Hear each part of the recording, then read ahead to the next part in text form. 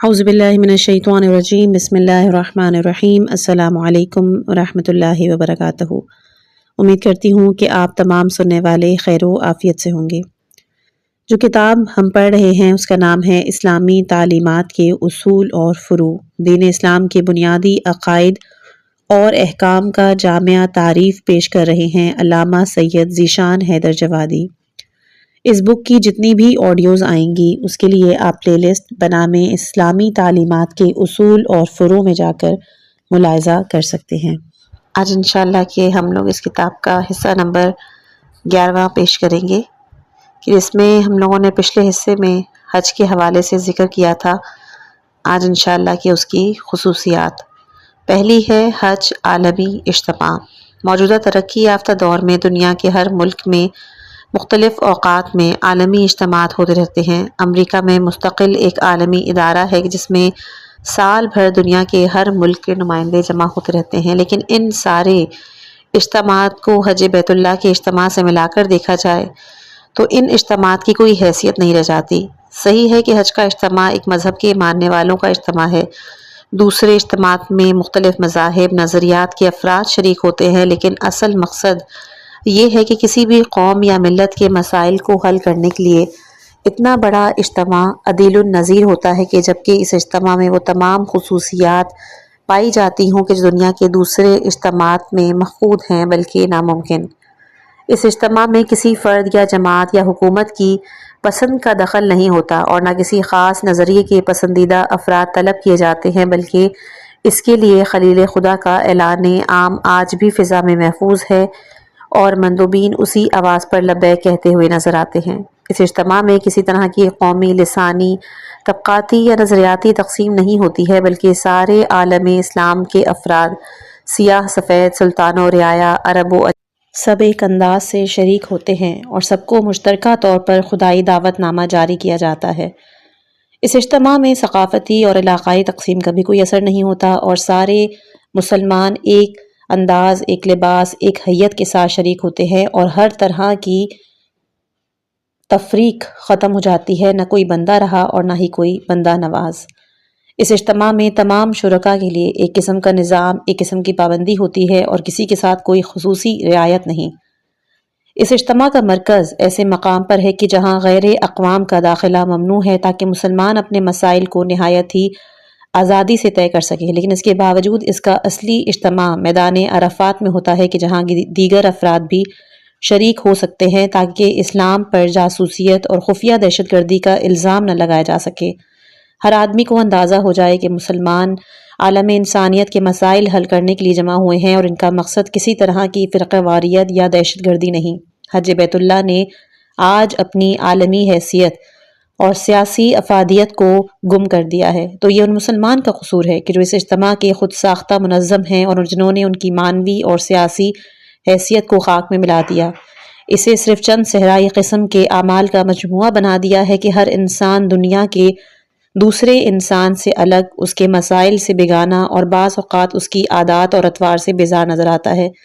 نہ باہمی انس و محبت ہے، نہ باہمی حالات کے حل کی کوشش، نہ ایک دوسرے کے درد میں شریک، نہ ایک دوسرے کے مسئلے سے دلچسپی۔ سوال یہ ہے کہ اگر اجتماع کو اتنا ہی بے معنی اور بے فائدہ بنانا تھا تو اس کے ناممکن ہونے کا اعلان کر دیا جاتا اور مسلمانوں کو مطمئن کر کے ان کے گھروں پر بٹھا دیا جاتا کہ کسی طرح کا خطرہ ہی نہ پیدا ہوتا۔ اتنی بڑی خلقت خدا کو چند میدانوں میں دوپہر یا رات میں بٹھانے یا پھر چند پتھروں کو پتھر مارنے اور چند جانوروں کا ذبیحہ کرنے کے لیے بلانا نہ ہی اسلام کا مزاج ہے اور نہ اسلام اس طرح کی بے مقصد عبادت کا حامی۔ اسلام نے ساری دنیا میں مساجد کے ہوتے ہوئے مسلمانوں کو بیت الحرام تک طلب کیا، ساری دنیا کے میدانوں کے ہوتے ہوئے میدان عرفات میں جمع کیا، کروڑوں اربوں کا سرمایہ خرچ کرایا، تو کیا اس کا مقصد صرف یہ ہے کہ مسلمان یہاں آ کے 7 چکر لگائے اور وہاں ایک دوپہر دھوپ یا سائے میں گزارے اور بس؟ یہ کام تو انفرادی طور پر بھی انجام پا سکتا تھا، اس میں مہمانوں اور میزبان حکومت دونوں کے لیے سہولت تھی، تو پھر سب کو ایک ہی وقت میں جمع کرنے کی ضرورت کیا تھی؟ اس کے لیے مخصوص لباس، مخصوص حیت کی ضرورت کیا تھی؟ یقیناً اس کے پیچھے کوئی عظیم سیاسی اور اجتماعی فلسفہ ہے کہ جسے قصداً یا جہلاً نظر انداز کر دیا گیا ہے۔ دوسری خصوصیت ہے کہ حج نتیجہ صدائے خلیل۔ خلیل اللہ تعمیر کعبہ مکمل کر چکے تو قدرت نے حکم دیا کہ اب لوگوں کو حج کے لیے آواز دو۔ لوگ تمہاری آواز پر لبیک کہتے ہوئے دور دراز علاقوں سے آئیں گے اور پیدل اور سوار ہر انداز سے آئیں گے۔ اس کے نتیجے میں بہت سے منافع کا مشاہدہ عمل میں آئے گا۔ سورہ حج آیت نمبر 27۔ خلیل خدا نے گزارش کی کہ پروردگار، ایک انسان کی آواز ساری دنیا تک کس طرح پہنچ سکتی ہے؟ ارشاد ہوا کہ تمہارا کام آواز دینا ہے، آواز کا پہنچانا ہماری ذمہ داری میں شامل ہے، اس سے تمہارا کوئی تعلق نہیں۔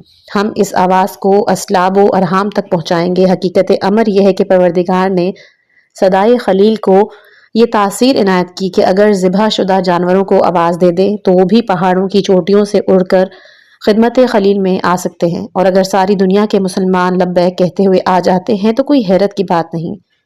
حیرت صرف تاریخ کے اس منظر پر ہے کہ رسول اکرم صلی اللہ علیہ وآلہ وسلم میدان احد میں صحابہ کرام کو آواز دے رہے تھے اور کوئی مڑ کر دیکھنے کے لیے تیار نہ تھا۔ کیا رسول کی آواز خلیل خدا کے برابر بھی اہمیت نہیں رکھتی تھی؟ اور کیا صحابہ کرام کا جذبہ اطاعت پرندوں کے برابر بھی نہیں تھا؟ حج بیت اللہ کے لیے جانے والا ایک عظیم فرحت اور طمانینت نفس کا احساس کرتا ہے کہ وہ رب العالمین کا مہمان ہے۔ اس کے عظیم ترین نمائندے نے اس کی طرف دعوت دی ہے اور پیدائش کے پہلے ہی سے اس دعوت کو رجسٹر کرا دیا ہے۔ یہ احساس ہر قسم کی زحمت سفر کو ختم کر دیتا ہے اور ہر قسم کے جذبہ اطاعت و عبادت کو بیدار کر دیتا ہے، بشرطے کہ انسان اس معنویت کی طرف متوجہ رہے اور استفادہ کرنے کی کوشش کرے۔ تیسرا ہے حج اعلان برات مشرکین۔ 8 ہجری میں مکہ فتح کر لینے کے بعد وہ صورتحال پیدا ہوئی کہ مشرکین کو ان کی اوقات اور حیثیت سے باخبر کیا جائے اور یہ بتا دیا جائے کہ اب انہیں اس پاکیزہ سرزمین پر قدم رکھنے کا حق نہیں۔ لیکن سوال یہ پیدا ہوتا ہے کہ اتنا عظیم اعلان کس موقع پہ کیا جائے؟ اس کا اعلان کرنے والا کون ہو؟ مکہ مشرکین کی بستی ہے، کوئی شخص بھی جا کر انہیں باخبر کر سکتا ہے، لیکن منشاء الہی یہ ہے کہ یہ اطلاع ساری دنیا کے مشرکین تک پہنچے اور مسلمانوں کو بھی اندازہ ہو کہ اب اسلام ایسی طاقت اور شوکت کا مالک ہو گیا ہے کہ مشرکین کو ان کے دیار سے باہر نکال سکتا ہے۔ اب وہ دن نہیں رہے کہ رسول اکرم صلی اللہ علیہ وآلہ وسلم کو اپنے وطن میں رہنا نصیب نہ ہو اور حکم خدا کے مطابق راتوں رات ہجرت کرنا پڑے۔ یہ بات مسلمانوں کی حوصلہ افزائی کا باعث بھی ہوگی اور اس طرح انہیں ایک گنا نفسیاتی سکون بھی حاصل ہوگا۔ اس اہم اعلان کے لیے قدرت نے حج کے موقع کا انتخاب کیا کہ اس موقع پر مسلمان اور اعلان انتہائی آسانی کے ساتھ عالم اسلام اور کفر دونوں تک پہنچ سکتا ہے۔ لیکن اتنا خطرناک اعلان مشرکین کے اتنے عظیم مجمع میں ہر کس و ناقص کا کام نہیں تھا۔ اس کے لیے عظیم ترین حوصلہ، ہمت اور بلند ترین عزم اور ارادے کی ضرورت تھی۔ چنانچہ وحی الہی نے حضرت علی ابن ابی طالب علیہ السلام کا انتخاب کیا اور سورہ براءت کی آیات کو ابو بکر سے لے کر ان کے حوالے کر دیا تاکہ مشرکین کی نجاست اور ان سے براءت اور بیزاری کا اعلان کریں اور مسلمانوں کو اندازہ ہو جائے کہ براءت مشرکین کے لیے مکے سے زیادہ مناسب تر سرزمین اور حج بیت اللہ سے زیادہ موزوں موقع کوئی اور دوسرا نہیں۔ اور یہ اعلان جہاں ایک طرف مشرکین عالم کو ان کی خباثت اور شرارت سے آگاہ کرے گا، وہیں دوسری طرف مسلمانوں میں ایک نیا عزم اور نیا حوصلہ پیدا کرے گا جس کے بعد بڑے سے بڑے مرحلے کو بھی سر کیا جا سکتا ہے اور بڑے بڑے طوفانوں کا رخ بھی بدلا جا سکتا ہے۔ چوتھی خصوصیت ہے حج تمہید قربانی۔ حج بیت اللہ کا ایک بنیادی قانون یہ ہے کہ جن افراد نے حج تمتع انجام دیا ہے وہ ایک جانور کی قربانی بھی دیں جسے قربانی خلیل کی بارگاہ قرار دیا گیا ہے۔ اس کا سبب یہ بیان کیا گیا ہے کہ جناب اسماعیل علیہ السلام کے بدلے میں جنت سے دمبا آ گیا تھا اور وہ قربان ہونے سے بچ گئے تھے، لہٰذا امت اسلامیہ کا فرض ہے کہ تاسی ابراہیم میں جانور قربان کرے، ورنہ اگر اسماعیل ذبح ہوئے ہوتے تو پھر امت کا فرض تھا کہ میدان منی میں اپنی اولاد کی قربانی دیں، اس لیے کہ کسی انسان کا فرزند اسماعیل علیہ السلام سے زیادہ عزیز تر اور عظیم تر نہیں۔ جب اس راہ میں اسماعیل قربان ہو سکتے ہیں تو پھر دیگر فرزندوں کی قربانی میں کیا تکلیف؟ حج تمتع ان افراد کے حج کا نام ہے کہ جو مکہ مکرمہ سے 48 میل یعنی تقریباً 87 کلومیٹر دور کے رہنے والے ہیں۔ مکہ کے اطراف کے رہنے والوں کا فریضہ حج افراد یا حج قرآن کہلاتا ہے کہ جس کے ارکان کی ترتیب حج تمتع سے قدرے مختلف ہے۔ اس کے بعد دوسرا ایمرجنسی قانون یہ ہے کہ اگر کسی موقع پر احرام باندھنے کے بعد حاجی کو مکے میں داخل ہونے سے روک دیا جائے یا بیماری کی وجہ سے داخل نہ ہو سکے تو پھر اس کا فرض ہے کہ ایک قربانی کا جانور مکے بھیج کر وہاں ذبح کرا دے اور اس کے بعد اپنے احرام کو ختم کرے، اور اگر کسی وجہ سے جانور کا جانا بھی ممکن نہ ہو تو پھر جس جگہ روک دیا گیا ہے وہیں پر جانور ذبح کر کے احرام سے آزاد ہو۔ ان دونوں قوانین سے صاف انداز ہو جاتا ہے کہ حج بھی ایک طرح کی قربانی اور اسے قربانی کی تمہید بھی قرار دیا گیا ہے۔ اگر انسان حج کے بعض احکام پر عمل نہ کر سکے تو پھر قربانی کے ذریعے اس کی تلافی کر سکتا ہے اور اس کا حج صحیح ہو جائے گا۔ پانچواں، حج للہ۔ یوں تو اسلام میں جملہ عبادات کا مشترک قانون یہ ہے کہ عبادات کو للہ انجام دیا جائے گا اور ان میں کسی طرح کی ریاکاری یا دکھاوے کا جذبہ شامل نہ ہونے پائے، لیکن حج اپنی خصوصیات کی بنا پر زیادہ للہیت کا حامل ہے۔ پہلی بات تو یہ کہ انسان روز اول سے حج کے ارادے سے اپنے گھر کو خیر باد کہہ کر خانہ خدا کا رخ کرتا ہے اور اس کی للہیت کا سلسلہ اس کے گھر ہی میں شروع ہو جاتا ہے۔ دوسری بات یہ کہ حج کا آغاز لبیک سے ہوتا ہے کہ جو خلیل خدا کی آواز پر لبیک کہنے کے مترادف ہے، اور للہیت کا بہترین مظاہرہ ہے کہ انسان صرف ادائے فرض کی بنا پر گھر سے نہیں نکلا بلکہ اس دعوت الہی پر لبیک کہنے کے لیے نکلا ہے کہ جس کا پیغام خلیل خدا کے ذریعے پہنچا ہے۔ تیسری بات یہ بھی ہے کہ حج کے اکثر اعمال اور مناسک کی بنیاد نفس کش اور جذبات اور عواطف کی مخالفت پر ہے، کہ جس سے صاف معلوم ہوتا ہے کہ حج عالم انسانیت میں اس حد تک للہیت چاہتا ہے کہ انسان اپنے وجود سے غافل ہو جائے لیکن اپنے پروردگار کے حکم سے غافل نہ ہونے پائے۔ اس لیے یہ ممکن ہے کہ جسم کے اندر پائے جانے والے جانوروں کی اذیت اور نفس کے اندر پائے جانے والے جذبہ جنس و لذت سے غافل ہو جائے، لیکن یہ ممکن نہیں کہ اپنے پروردگار کے حکم سے غافل ہو۔ یہ للہیت کی وہ منزل ہے کہ جس کی مثال دوسری عبادات میں نہیں پائی جاتی۔ حالت نماز میں جو کو مار بھی سکتے ہیں، اٹھا کر پھینک بھی سکتے ہیں، لیکن حالت احرام میں اس کا امکان بھی نہیں۔ اسی طرح حالت قیام میں اپنی زوجہ کو بوسہ دے سکتے ہیں، لیکن حالت احرام میں اس کا بھی امکان نہیں۔ گویا حج مکمل طور پر للہیت کا ایک نمونہ ہے جس کے بعد انسان اپنا نہیں رہ جاتا بلکہ اپنے پروردگار کا ہو جاتا ہے، اور اسی کا نام زبان شریعت میں للہیت ہے کہ جو سرکار دو عالم صلی اللہ علیہ وآلہ وسلم کا مکمل امتیاز اور ان کی پیروی کا بہترین مظہر ہے۔ پیغمبر، کہہ دو کہ میری نماز، میری عبادات، میری حیات، میری موت سب اس اللہ کے لیے ہے جو رب العالمین اور وحدہ لا شریک ہے۔ میں اسی کا بندہ ہوں اور اسی کے احکام پر سر تسلیم خم کرنے والا۔ چھٹی خصوصیت، حج اور کائنات۔ سورہ بقرہ آیت نمبر 189 میں ارشاد ہوتا ہے، پیغمبر، لوگ آپ سے چاند کے تغیرات کے بارے میں سوال کرتے ہیں، آپ کہہ دیں یہ وقت معلوم کرنے کا ذریعہ اور موسم حج کے تعین کا وسیلہ ہے۔ دین اسلام کا ایک امتیاز یہ بھی ہے کہ اس نے جن مسائل کو جو حیثیت دی ہے ان کے وسائل بھی اسی انداز کے قرار دیے۔ اگر کسی مسئلے کو خواص سے وابستہ کیا ہے تو اس کے وسائل بھی ویسے ہی ہیں کہ جن کا ادراک خواص کے علاوہ کوئی نہیں کر سکتا ہے۔ اگر کسی مسئلے کو عوام الناس سے مربوط کیا ہے تو اس کے وسائل بھی اسی قسم کے عمومی بنائے۔ معاملات زندگی، عبادات کا مسئلہ عمومی تھا، اس کے پروگراموں کا معیار بھی اتنا عام بنا دیا کہ جس کا ادراک ہر جاہل انسان بھی کر سکتا ہے۔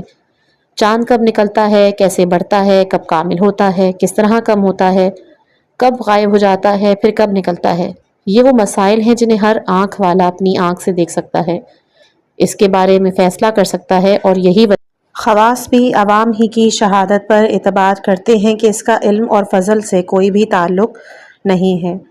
اسلام نے اپنی تقویم قمری قراری دی ہے کہ اس کا تعلق تمام خواص و عوام سے ہے اور اس کے ذریعے ہر شخص اپنی زندگی اور بندگی کا نظام مرتب کر سکتا ہے اور کوئی کسی کا محتاج نہیں ہے۔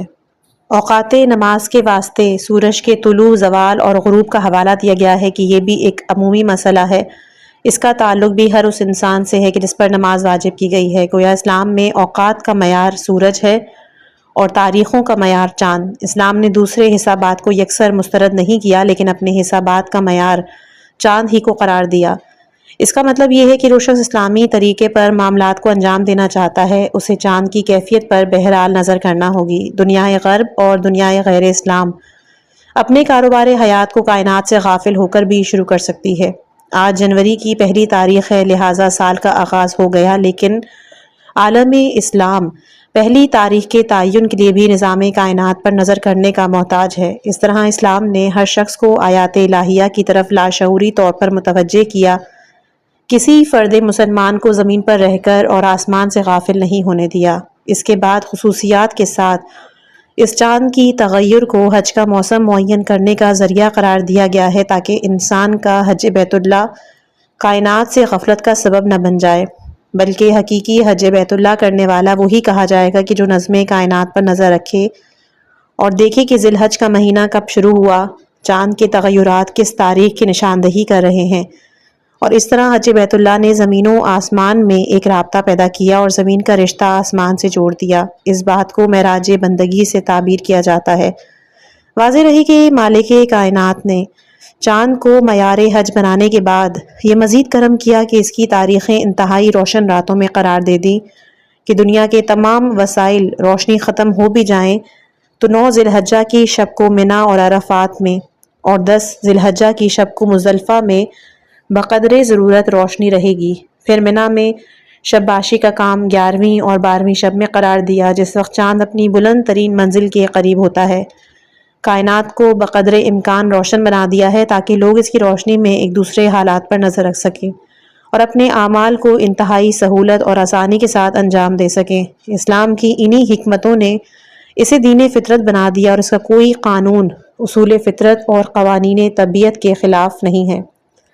7ویں خصوصیت ہے حج سفر اللہ۔ اسلام کے جملہ عبادات کے مقابلے میں حج بیت اللہ کا ایک امتیاز یہ بھی ہے کہ اس میں فی سبیل اللہ کا عنوان واضح طور پر نظر آتا ہے۔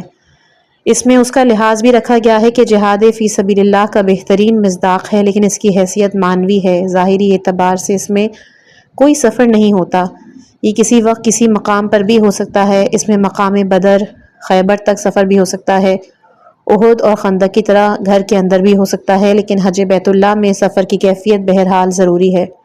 باہر کے رہنے والوں کو مکے کا سفر کرنا پڑتا ہے اور مکے والوں کو بھی عرفات، مزدلفہ اور منا کی منزلوں سے گزرنا پڑتا ہے، اور وہ بھی چند مخصوص تاریخوں میں کہ جب سارا عالم اسلام ایک ہی نقطے پہ جمع ہو جاتا ہے۔ حج کی اس مخصوص کیفیت کا اندازہ ہم چند باتوں سے لگا سکتے ہیں۔ پہلا کہ حج کے وجوب میں راستہ طے کرنے کی استطاعت کو بنیادی حیثیت دی گئی ہے کہ جس میں مال بھی شامل ہے اور صحت بھی، بلکہ راستے کا آزاد ہونا بھی شامل ہے، جو اس امر کا کھلا ہوا مظہر ہے کہ حج ایک اجتماعی سفر اللہ ہے کہ جس میں ہر انسان کو بیک وقت مادی اور معنوی سفر کرنا ہوتا ہے، اس طرح عبودیت کی منزلوں کو طے کرنا ہوتا ہے۔ دوسرا کہ عرفات میں زوال سے غروب تک قیام کرنے کے بعد ارشاد ہوتا ہے کہ عرفات سے کوچ کرنے کے بعد مشعر الحرام میں ذکر خدا کرو، سورہ بقرہ آیت نمبر 198، کہ جس میں ایک اجتماعی کیفیت پائی جاتی ہے، اور اسی عرفات سے غروب سے قبل نکل جانے پر ایک اونٹ کی قربانی کا شدید ترین کفارہ رکھ دیا گیا ہے۔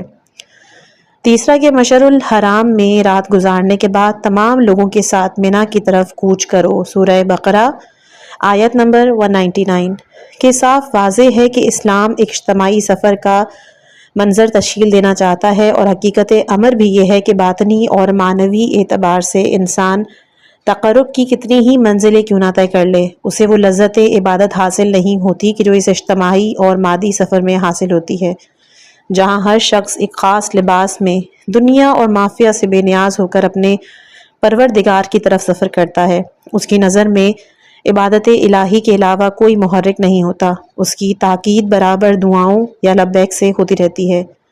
8ویں خصوصیت ہے حج مانے لذات و خرافات۔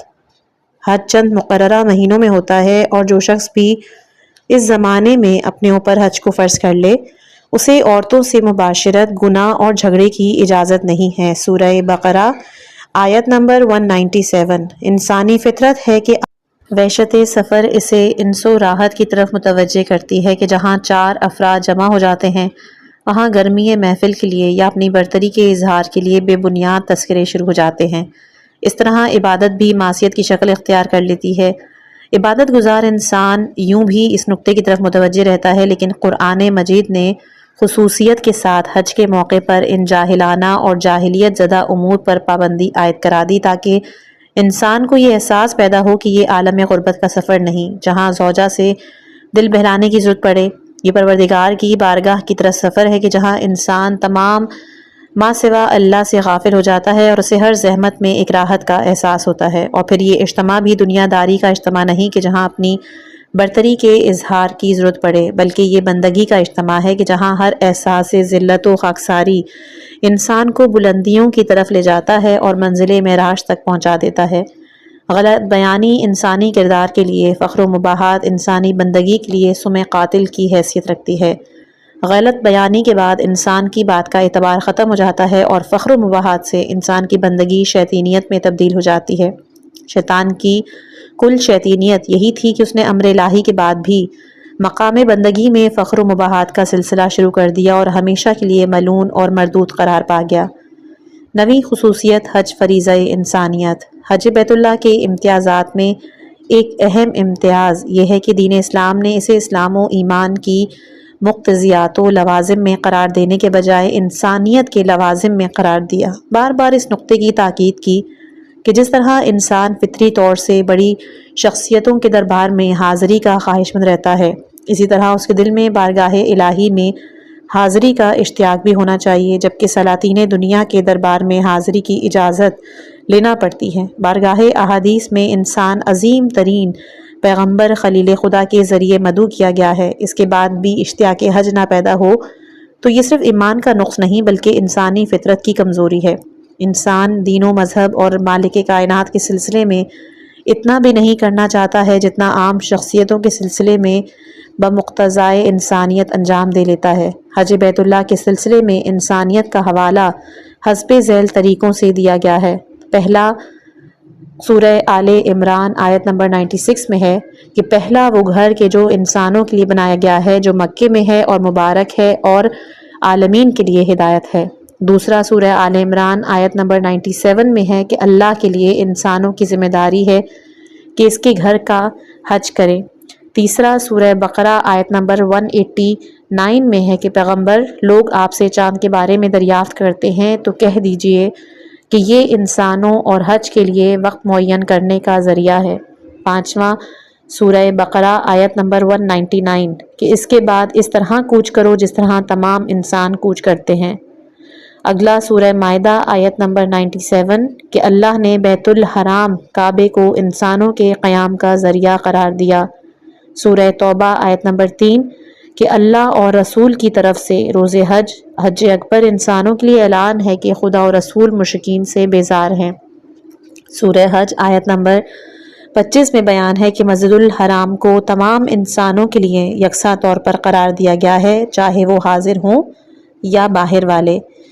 اسی طرح آخری سورہ حج کی آیت نمبر 27 ہے، ابراہیم انسانوں کے درمیان حج کا اعلان کرو۔ ان آیات کریمہ سے صاف واضح ہوتا ہے کہ حج بیت اللہ اپنے مکان، اعلان، فرائض، مناسک، نتائج، فوائد سب کے اعتبار سے عالم انسانیت سے تعلق رکھتا ہے۔ اس کے فوائد کا تعلق صرف عالم اسلام اور ایمان سے نہیں۔ یہی وجہ ہے کہ آج بھی دنیا کی تمام جہاز راں کمپنیاں، دنیا کے تمام تجارتی ادارے، تمام صنعتی کارخانے جس قدر ایک حج بیت اللہ سے استفادہ کر لیتے ہیں، دنیا کی کسی بھی تقریب یا عبادت سے اس قدر استفادہ نہیں کر سکتے۔ حیرت کی بات ہے کہ اہل مادیت اور دنیا داری حج بیت اللہ سے اپنے مقاصد کے بارے میں مسلسل استفادہ کر رہے ہیں، اور مسلمان اس عظیم اجتماع کو صرف بیت اللہ کے گرد گردش کرنے یا صحرا کا عمل قرار دینا چاہتے ہیں، اور اسے کوئی ایسا فائدہ حاصل نہیں کرنا چاہتے کہ جس کے لیے اتنا بڑا عظیم کیا گیا تھا اور اسے دائمی حیثیت دے دی گئی تھی۔ مسلمان کی نگاہ میں سارا تقدس حج یہی ہے کہ مخصوص انداز سے لباس احرام پہن لے اور مخصوص آداب کے ساتھ مناسک حج انجام دے لے، گویا کہ پروردگار نے ہزاروں میل سے صرف احرام باندھنے کا طریقہ سکھانے کے لیے بلایا تھا، یا اسے اپنے گھر کے گرد چکر لگانے سے کوئی خاص مسرت ہوتی ہے۔ حیرت انگیز بلکہ افسوسناک امر ہے کہ مسلمان اہل دانش، اہل علم بھی اس نقطے سے یکسر غافل ہو گئے۔ استعمار نے ان کے دل و دماغ پر اس طرح قبضہ کر لیا کہ وہ کوئی اسلامی امر سوچنے ہی نہیں پاتے، اتنے عظیم مواقع کے ضائع کر دینے ہی کو توحید خالص اور تقدس مذہبی کا نام دے رہے ہیں۔ 10واں ہے حج قیام الناس۔ سورہ مائدہ آیت نمبر 97 میں خدا فرماتا ہے کہ اللہ نے کعبے کو جو بیت الحرام ہے لوگوں کے لیے صلاح اور فلاح کا ذریعہ قرار دیا ہے۔ اس آیہ شریفہ میں انسانی صلاح اور فلاح کے وسائل کا ذکر ہے۔ ان میں بیت الحرام کے ساتھ قربانی کے جانور اور محترم مہینوں کا بھی ذکر ہے، کہ جس سے صاف واضح ہوتا ہے کہ انسانی معاشرے کے قیام میں حسب ذیل عناصر کا ایک عظیم ترین حصہ ہے۔ پہلا، انسان صلح اور جنگ کے مواقع سے آشنا ہو اور ہر وقت جنگ و جدال کے لیے آمادہ نہ ہو جائے۔ دوسرا، انسان میں قربانی پیش کرنے کا جذبہ ہو اور جان یا مال کی قربانی سے پریشانی نہ پیدا ہو۔ تیسرا، کہ انسان ہر اس شے کے احترام سے آشنا ہو کہ جسے راہ خدا میں وقف کر دیا جائے، اور مخلوقات و خالق کے اموال کے امتیاز سے بھی آشنا ہو۔ لیکن اس کے بعد ایک جدید عنصر بیت الحرام کو قرار دیا گیا ہے، کہ جہاں مسلمانوں کا اجتماع حج بیت اللہ کے سلسلے سے ہوتا ہے، اور یہ حج ایک ایسا عمل ہے کہ جو عالم انسانیت کو ایک نقطے پر جمع کر کے صلاح اور فلاح کے بارے میں باہمی فکر و نظر اور اجتماعی صلاح اور مشورے کے مواقع فراہم کرتا ہے۔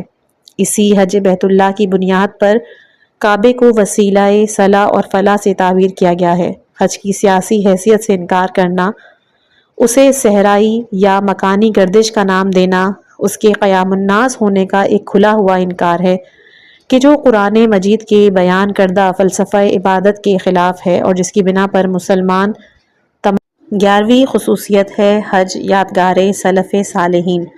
دنیا کی وہ تمام قومیں مردہ شمار کی جاتی ہیں کہ جن کے پاس درخشاں ماضی نہ ہو، یا انہوں نے اپنے تابناک ماضی سے رشتہ توڑ لیا ہو۔ تابناک ماضی انسان میں حوصلہ عمل پیدا کرتا ہے، اس میں خود شناسی، خود اعتمادی کی روح بیدار کر دیتا ہے۔ حج بیت اللہ اس اعتبار سے بھی ایک خصوصی امتیاز کا حامل ہے، اس میں ماضی کی تابناک تصویریں پائی جاتی ہیں، اس کے ارکان و مناسک انسان کو عظیم ترین تاریخ سے روشناس کرا دیتے ہیں۔ حج کا طواف پوری تاریخ آدمیت کا نچوڑ ہے۔ حج کی سعی ایک خاتون کے مجاہدات کی یادگار ہے، کہ جہاں ایک نبی خدا کی زندگی کے لیے عظیم ترین مشقت کا سامنا کیا گیا۔ حج کی قربانی اللہ کے دو عظیم بندوں کے جذبہ اخلاص کی یادگار ہے، کہ جہاں ضعیف باپ حکم خدا کی تعمیل میں بیٹے کے گلے پر چھری پھیرنے کے لیے تیار ہے، اور نوجوان فرزند من الصابرین کا نعرہ بلند کر رہا ہے۔ حج کے میدان عرفات اور مزدلفہ بھی تاریخ انسانیت کے اہم ترین مراکز ہیں، کہ جہاں پہنچ کر انسان کا جذبہ قربانی بیدار ہو جاتا ہے۔ انسان اس راہ پر چلنے کا ایک نیا حوصلہ پیدا کر لیتا ہے۔ خود کعبہ مقدس کی تاریخ بھی ایک ایسی درخشاں تاریخ ہے، کہ جو انسان کو اس نقطے کی طرف توجہ دلاتی ہے کہ انسان میں توکل علی اللہ کا حوصلہ ہے تو بے آب و گیا صحرا میں بھی زندگی گزار سکتا ہے، اور انسان عظمت مجاورت خانہ خدا سے آشنا ہو جائے تو پھر پروردگار وادی غیر زرع میں بھی پھلوں کا رزق عنایت کر سکتا ہے۔ کیا کہنا اس مقدس خاتون کا کہ جس نے جوار بیت اللہ میں قیام کی خاطر ساری دنیا کو ترک کیا، ایک چھوٹے سے بچے کو لے کر ایک صحرائے آب و گیا میں بیٹھ گئی، اور اس کا اعتماد صرف ذات پروردگار پر تھا کہ وہ کسی مخلوق کا رزق بند نہیں کر سکتا، اور جسے پیدا کیا ہے اس کی روزی کا انتظام ضرور کرے گا۔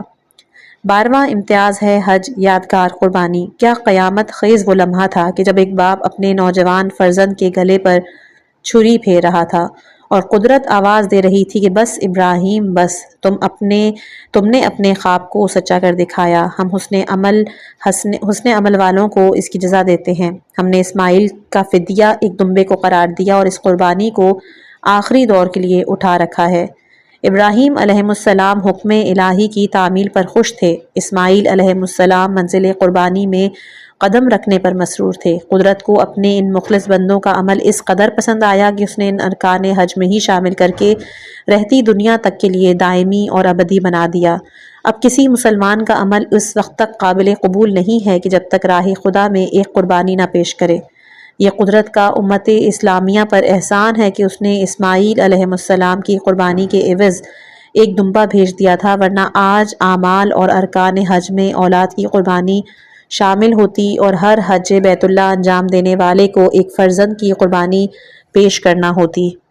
حج بیت اللہ کرنے والا جب 10 ذی الحجہ کی صبح کو منا کے میدان میں قدم رکھتا ہے، اس کی نگاہ کے سامنے وہ عظیم تاریخی منظر گردش کرنے لگتا ہے، اور وہ ایسا محسوس کرتا ہے کہ آج اس منزل میں قدم رکھ رہا ہے کہ جہاں کل خلیل خدا کے قدم تھے، آج اس کا دل آواز دیتا ہے کہ خدایا، یہ تو ایک جانور یا چند درہم اور دینار کی قربانی کا معاملہ ہے۔ یہ بندہ حقیر اس امر کے لیے بھی تیار ہے کہ اگر اولاد کی قربانی کا حکم ہو جائے تو اس طرح فرزند کے گلے پر چھری پھیر سکتا ہے جس طرح کل ابراہیم علیہ السلام نے یہ عمل انجام دیا تھا، اس لیے کہ یہ بندہ حقیر اسی آواز پر لبیک کہتا ہوا حاضر ہوا ہے کہ جو کل خلیل خدا نے میری پیدائش سے ہزاروں سال پہلے بلند کی تھی اور جس کے بارے میں تو نے وعدہ کیا تھا۔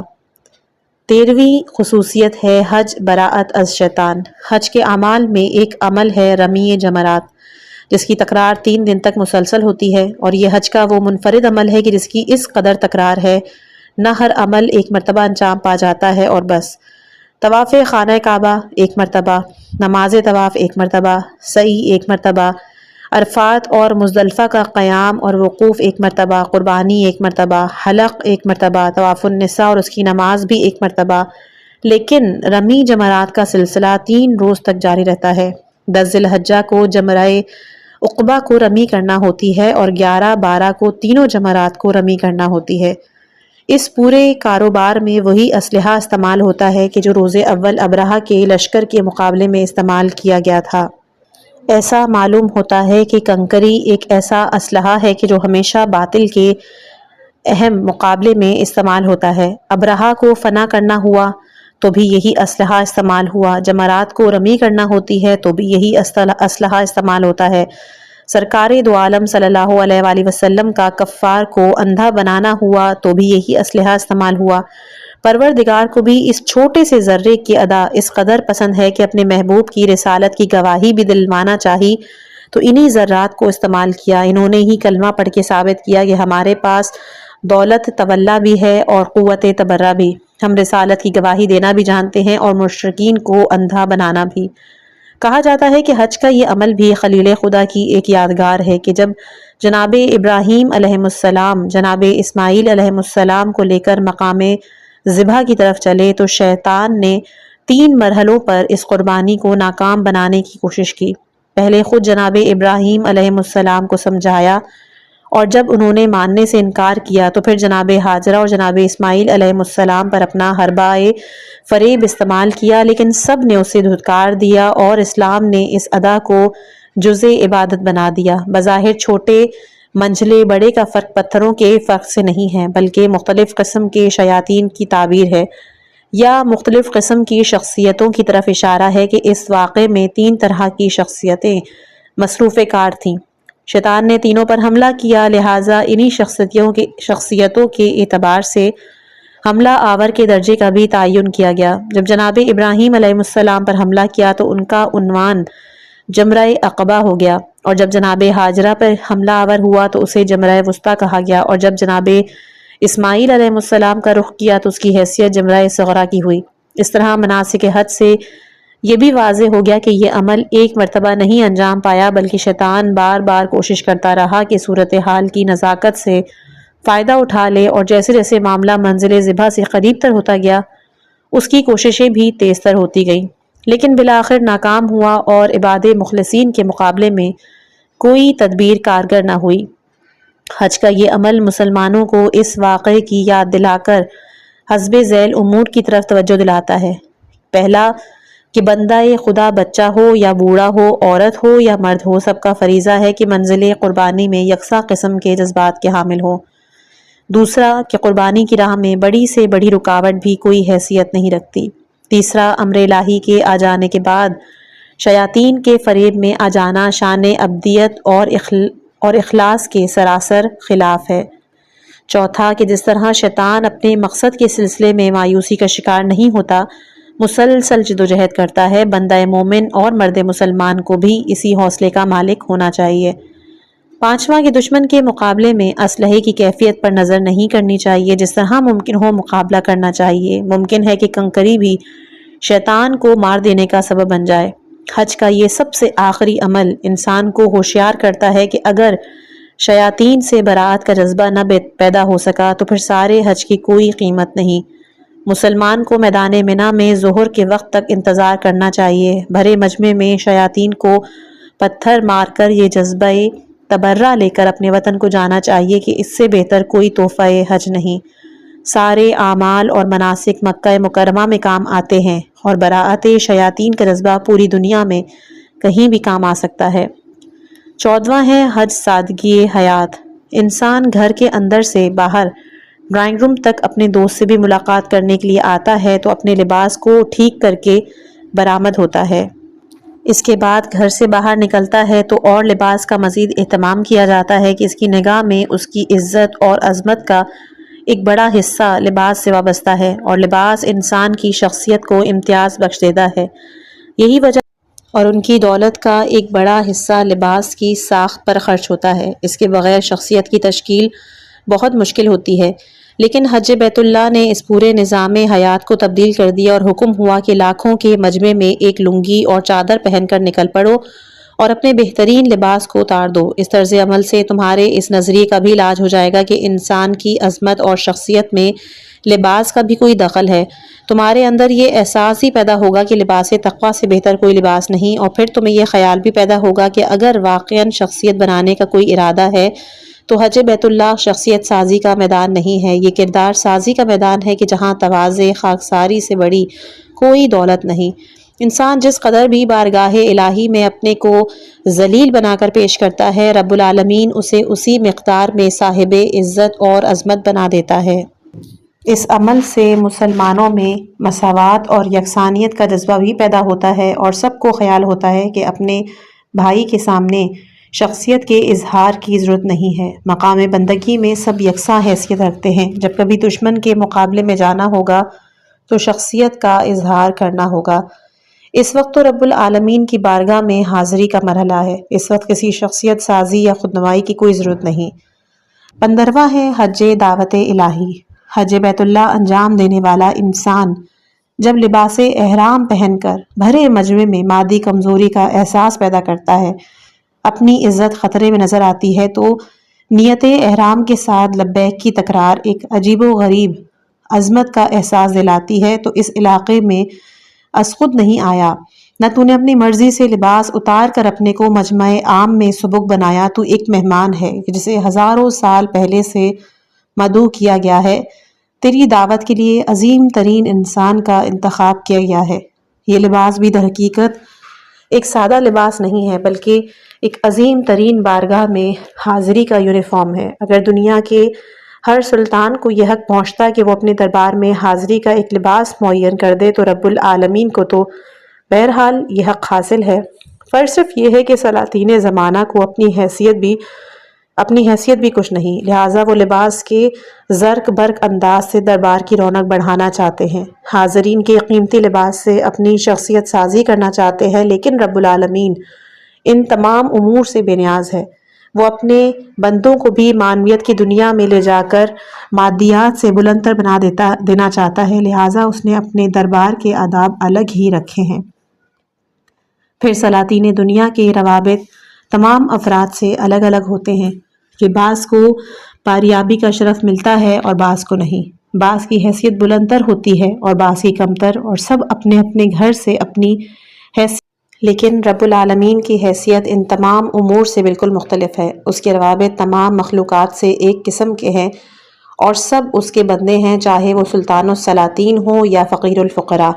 حیثیت کے اعتبار سے اس کے مقابلے میں کسی کی کوئی حیثیت نہیں ہے۔ اس حیثیت کے لحاظ سے اس کا یونیفارم الگ کر دیا جائے، سب فقراء اللہ ہے، اللہ غنی حمید ہے، اس کے مقابلے میں کسی کی کوئی حیثیت نہیں، لہٰذا سب کا یونیفارم ایک قسم کا ہونا چاہیے، وہ بھی اتنا سادہ کہ ہر شخص اسے اختیار کر سکے، کسی شخص کو زحمت اور مشقت کا احساس نہ ہو۔ لباس احرام پہن کر انسان شرمندگی اور خجالت کے بجائے ایک طرح کی عزت اور عظمت کا احساس کرتا ہے۔ اب عنقریب خانہ کعبہ میں حاضری کا شرف ملنے والا ہے اور مہمان میزبان کی بارگاہ میں حاضر ہونے والا ہے کہ جہاں ضیافت کا سارا سامان پہلے سے موجود ہے۔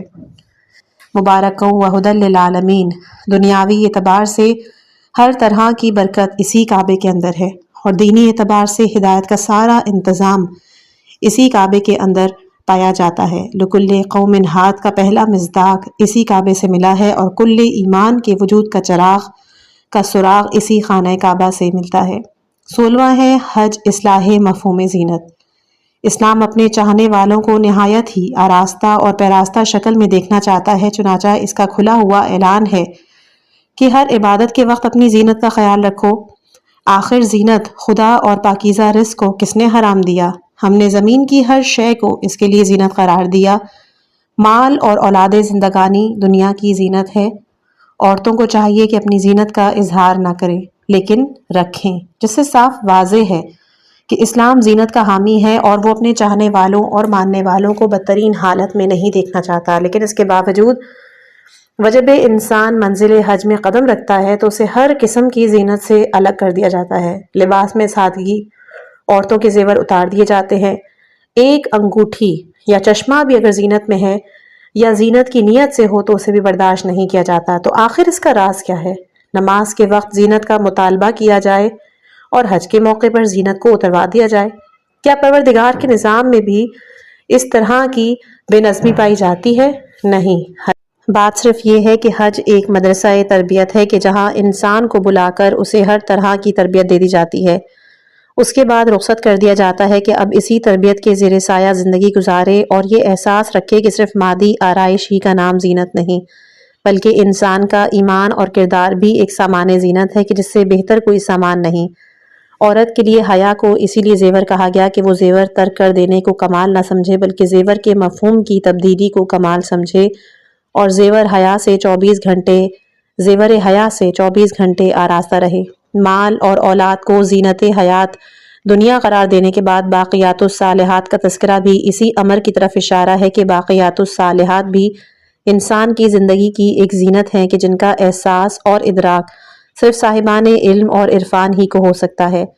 ازدواج پیغمبر صلی اللہ علیہ وآلہ وسلم کو مطالبہ زینت دنیا پر تنبیہ کرنا، تقوی کا حکم دینا اسی امر کی علامت ہے کہ تمہاری زینت سامان دنیا نہیں بلکہ تمہاری زینت تقوی ہے اور تمہیں اس سے بہرحال آراستہ رہنا چاہیے۔ زینت ایک بہترین مرغوب و مطلوب شے ہے جس سے کوئی صاحب ذوق سلیم انکار نہیں کر سکتا، لیکن اس کا مفہوم اور مصداق حالات یا افراد کے اعتبار سے بدلتا رہتا ہے۔ بعض معاشروں میں داڑھی منڈوانے کا نام بھی تزئین رکھا گیا ہے جبکہ اسلام اسے کثافت مادی کا عمل قرار دیتا ہے۔ اس کی نگاہ میں داڑھی مرد کے لیے بہترین زینت ہے اور اسی لیے زینت الرجال کا نام دیا گیا ہے۔ اس کے نقطہ نگاہ سے زینت دنیا اور زینت مادی کی کوئی حیثیت نہیں۔ وہ انسان کو روحانی اور معنوی اعتبار سے آراستہ دیکھنا چاہتا ہے۔ اس کے بعد مادی زینت بھی پیدا ہو جائے تو نور علی نور ہے، لیکن معنوی زینت کو ترک کر کے صرف مادی زینت پر توجہ دینا یہ کردار کی کثافت ہے اور اسے زینت کا نام نہیں دیا جا سکتا۔ 17واں ہے حج تعین محور۔ انشاءاللہ کہ یہ والی جو خصوصیت ہے وہ ہم اپنی اگلی آنے والی آڈیو میں پیش کریں گے۔ خداوند متعال سے دعا کرتے ہیں کہ اس کتاب کے مصنف کو جزائے خیر عطا فرمائے اور ہمیں اس کتاب سے عمل کی توفیق نصیب فرما۔ آمین یا رب العالمین۔ اپنی خاص دعاؤں میں یاد رکھیے گا۔ والسلام علیکم ورحمۃ اللہ وبرکاتہ۔